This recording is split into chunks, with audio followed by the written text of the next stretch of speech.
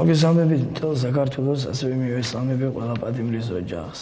აქ წერილობი ჩამოვაყალიბე 2 წუთით შეგაწუხებ და გეტყვით ყველაფერს.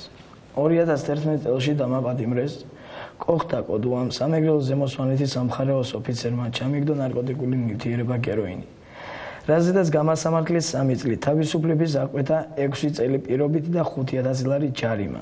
ზუგდიდის ციხეში ყოფნის დროს ციხის უფროსმა თავად პატივცემულმა ამირან ჯანაშიამ მომთხოვა რომ მეგინებინა ქურდებისთვის, რაზედაც მე არ დავთანხმდი. ამის შემდეგ მცემა და ჩამიმტვრია 4 კბილი.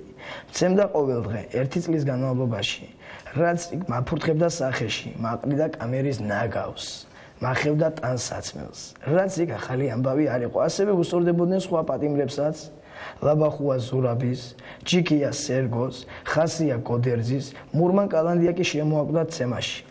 ამას წლის აგვისტოში გამომიძახა ბატონმა ამირან ჯანაშიამ და მითხრა რომ მაჩუქებდა 2 წელს გამათავისუფლებდა ციხიდან.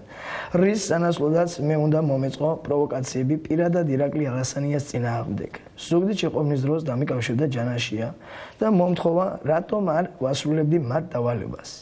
ამის შემდეგ მის მუქარას ჩემს მიერ არ მოყვა ქმედება ოცნების საწინააღმდეგოდ.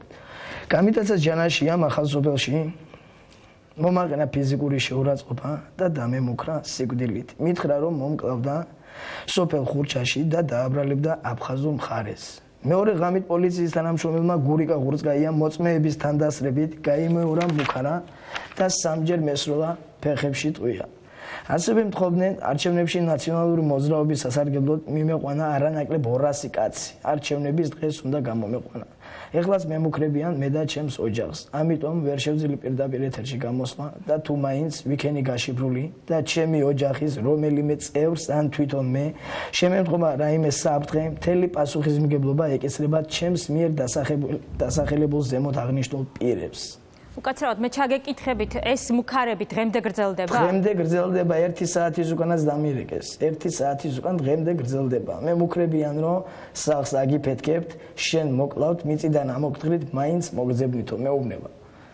კარგი, ძალიან დიდი მადლობა. არ ვიცი, ალბათ აქ კონკრეტულ ფაქტებზე გამახვილდა ყურადღება, აქ საუბარი იყო რომ ცემაში ადამიანი შემოაგდა. არ ვიცი, ბატონგელა, ალბათ უნდა მოახდინოს ხო რეაგირება სათანადო ორგანო. დედამისმა სხვათა შორის ციხის წინ დაასვენა ის მურმან კალანდია, ის ხონებული ბიჭი. კაცი შულს არ გადავღია, არც ერთი ჟურნალისტი იქ არ მისულა.